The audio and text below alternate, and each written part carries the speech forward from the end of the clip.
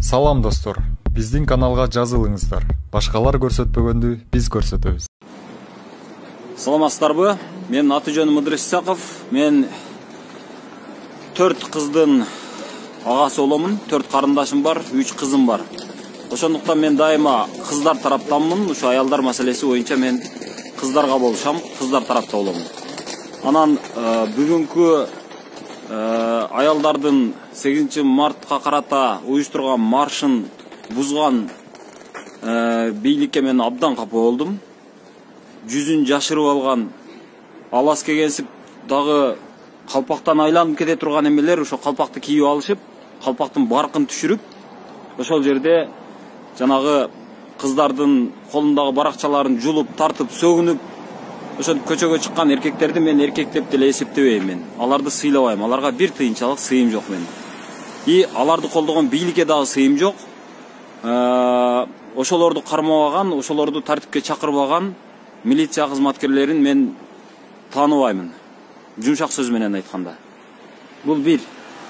Анан азыр гей деген сөз Кыргызстанда жанагы коррупцияны тыйбайсыңбы, коррупцияны токтотпойсуңбу, коррупция менен күрөшпөйсүңбү деп талап кылып чыгып аткандардын оозун баса турган куралга айланып калды. Гей деген сөз Кыргызстанда жаңылык эмес. Илгертен болуп келген, бул жер жүзүндө бар нерсе. Бүгүн эле Европада гей чыгып, анан кийин Кыргызстанга тарап аткан жери жок анын. Китеп окуган киши билет.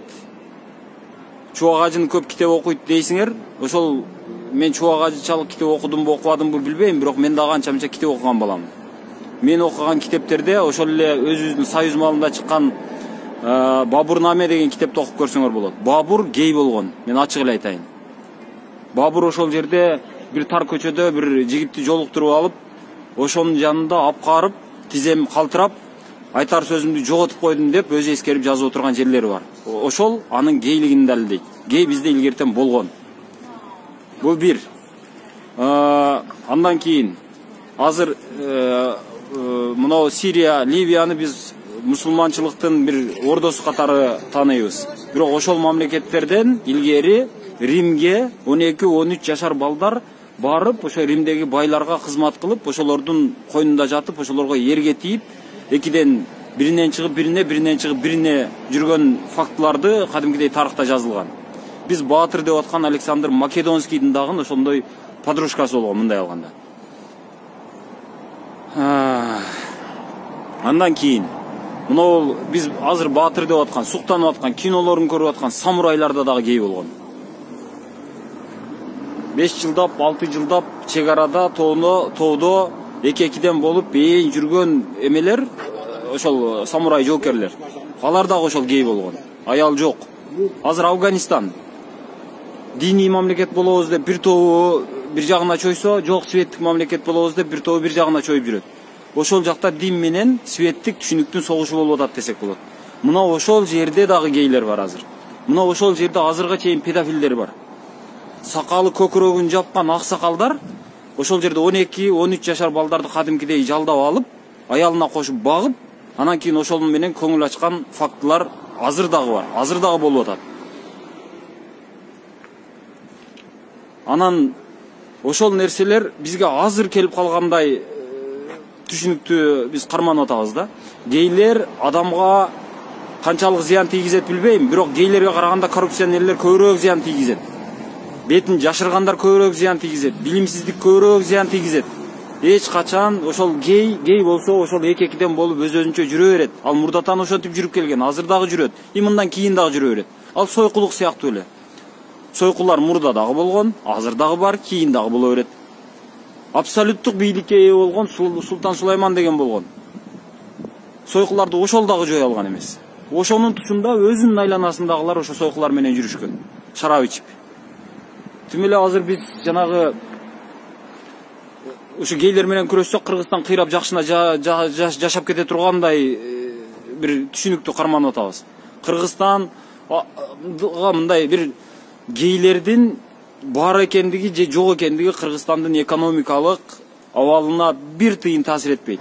Маршка чыгып аткан аялдар эмнени талап кылып атат? Маршка чыккандар айтып атат, коррупцияны жой деп атат. Аялдардын укугун корго деп атат. Аялдарга билим бер деп атат. зомбулукту токтот, ала качууга каршы мына кылмыш иштерин козго деп атат. Кыргызстандын эгемендүүлүк алгандан берки тарыхында ала качуу боюнча сотко жеткен бир 30 иш бар бекен 30 жылдык тарыхында? Сурайлычы ушуну?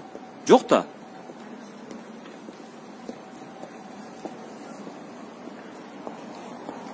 Үй бүлөлүк зомбулук боюнча азыр мисалы ар бир 3 үйдүн бирөөсүндө зомбулук болуп атса керек азырчы. Эми азыр айтат болушуңуздар керек. Мына ал жакта бир үй бүлөдө зомбулук болуп атса, аялдар көчөгө чыгып алып, марш өткөрсө, ага не пайда, ошол аялды куткарып калмак беле деп. Куткарып калат. Анын механизми бар. Алар айтып атат, коррупцияны жой деп атат. Жойсоң акча көбүрөөк түшөт деп атат. Акча түшкөндөн кийин мугалимдин айлыгын көтөрөсүн. Эменин жанагы врачтардын айлыгын көтөрөсүн. Врачтар менен мугалимдер, окутуучулар бизде көбүнчө аялдар. Аялдардын абалы көтөрүлөт, баркы өсөт, үй бүлөдөгү экономикалык абалы жакшырат. Ошондо ызы чуу азыраак болот. Жок дегенде ушул жагынан болот. Билим көбөйөт, билим жакшырат, өсөт. Эл билимдүүрөөк болуп калса, анан кийин бир жакшыраак билим берилсе, анан кийин бул жакшы менен жаманды айырмалап алабыз. Мына мен азыр Европада турамын. Европада бүгүн 8 март болду. Эч ким митингке да чыккан жок. Себеби бул жакта аялдардын маселеси чечилген, кыздардын маселеси чечилген. Булар антип жанагы аялдардын укугун коргоп бер деп бийликке доомат кое тургандай нерсе жок. Себеби бийлик чечип койгон муну.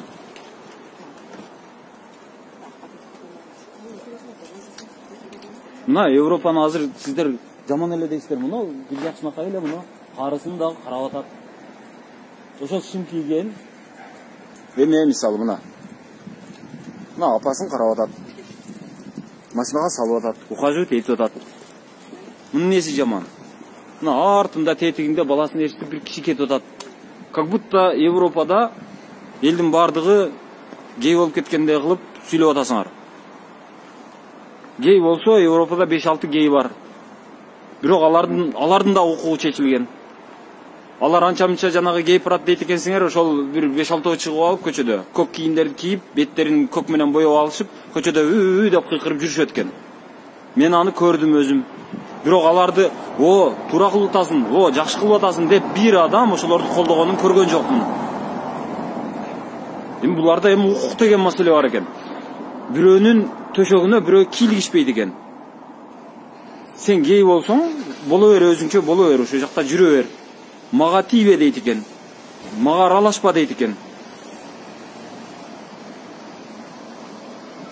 Бул менин укугум бүткөн жерде сенин укугуң башталат. Сенин укугуң бүткөн жерде менин укугум башталат деген түшүнүк буларда мындай бир кандай десем, ар бир адамдын өзүнүн башындагы мээсиндеги конституция болуп калгандай. Бирөөгө бирөөнүн кийлигишкени жок. Эгерде мындай зыян келтирип атса, эгерде жанагындай кимдир бирөөгө бир коркунуч жаратып аткан болсо, мына ошондой кийлигишет. Кийлигишпе десең да кийлигишет. Азыр митингке чыгып аткандар эмнени каалап атат? Ошол Европадагыдай жашоону каалап атат. Азыр Европада мисалы мен анча-мынча сүрөт жарыялайм бул жерден, анча-мынча видео жарыялайм, мага жекеге чыгып атышат. Ошол Европага кантип барса болот деп. Ошол азыр 5-6 чыгып алып, ошол Европа болуп кетти дейсиңер, а бирок элдин бардыгы кантип каяктан акча тапсак экен? Ошо Европада айлык көп болсо, шарты жакшы болсо, милициясы тонобосо, коопсуз болсо, демек ушул жака барып иштейличи деген адамдар, кыргыздар шаштан көп азыр. Коррупцияны кылып атабыз. Ошонун айынан элде жумушсуздук, эл ачка Россияга кетип атат. Россияда миллиондоп жүрөбүз. А ошолордун бардыгы Россияда гей жокпу? Гей толуп атат Россияда эле. А ошол гейлердин жанагы төшөгүн жууп, үйүн куруп берип, туалетин тазалап, эшигин шыпырып, идишин жууп, ошентип оокат кылып атабыз. Андан биз тартынбай атабыз. Анан кийин жок, мына жакта сен эмеңди чечип кой, ушул жанагы коррупцияны чечип кой ошол маселелериңди деп чыкса, ошолорду жок, сен гей окшойсуң деп чыгып атабыз. Гей болсо эмне болуптур? Гей болсо өзүнө гей ар ким. Кудай алдында өзү жооп берет. Эч ким эч кимге барып, жок мен ушунун бир күнөөсүн жарымын мойнума алып берейинчи дебейсиңер эч кимге. кудайдын ордуга өзүбүз кудай болуп, соттун ордуна өзүбүз сот болуп, ушинтип кыргыздар күйдүрө турган болдук чындыгындачы. Китеп окуш деген жок. Кичине өзүм өнөйүнчү бир кичине бир нарак баракты карап көрөйүнчү деген ой жок.